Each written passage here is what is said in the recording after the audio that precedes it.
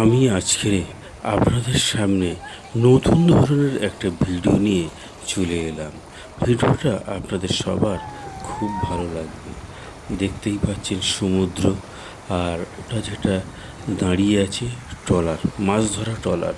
প্রচুর মাছ ধরেছে, ওর মধ্যে প্রচুর মাছ আছে। মাছটা আমি দেখাতে পারলাম না। আগে ওইভাবে সমুদ্রেতে ট্রলারগুলো দাঁড়িয়ে থাকতো, আর সাধারণ মানুষ মাছগুলো বয়ে বয়ে পাড়েতে নিয়ে যেত। এখন অভিনব কায়দাতে ওরা এই ট্রলারটা চাকা লাগিয়ে ট্রেনে পুরো ডাঙাতে নিয়ে যাবে, সেটা আমি আপনাদের দেখাবো।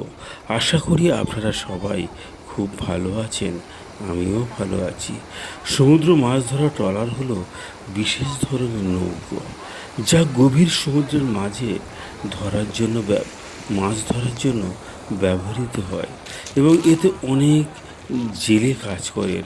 এই ট্রলারগুলো সাধারণত বড় আকারের হয়, যা অনেক দূরে মাছ ধরার জন্য উপযুক্ত, এবং এর মাধ্যমে মাছ ধরে প্রয়োজনীয় সরঞ্জাম, রান্নার ব্যবস্থা, এবং এই ট্রলারের মধ্যে বিপুল পরিমাণে মাছ ধরা হয়, যার মধ্যে ইলিশ সহ বিভিন্ন ধরনের সমুদ্রের মাছ পাওয়া যায়।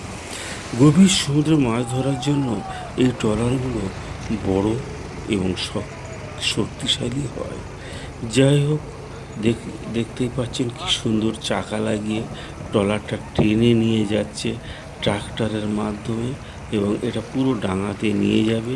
নিয়ে ওখান থেকে ওরা জালেতে এবং এমনিতেই মাছ আটকে আছে, মাছগুলো তুলে ভালো করে ঝুড়িতে সাজিয়ে ওইখানে পাইকারি মার্কেট, এবং ওইখানেই ওরা বিক্রি করবে। খুব ভালোই লাগছে। এটা বিদেশে এই পদ্ধতিটা ছিল, এখন আমাদের দেশে এই পদ্ধতিটা হয়ে গেছে। খুব ভালোই লাগছে। আর সমুদ্রের ঢেউটা দেখো কীভাবে খেলা করছে, সেটাও দেখার মতো।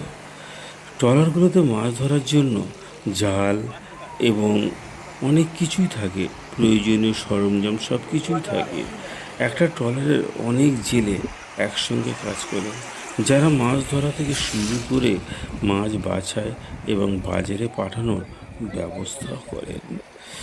দীর্ঘ সময়ের জন্য ট্রলারগুলো সমুদ্রে থাকতে পারে, কারণ এর মধ্যে রান্না এবং বসবাসের জন্য প্রয়োজনীয় ব্যবস্থা থাকে। তবে এগুলো খুব একটা বড় ট্রলার না, এগুলো ছোট্ট ট্রলার, এবং এরা সারাদিনই মাছ ধরে। খুব একটা দূরে এরা যায় না।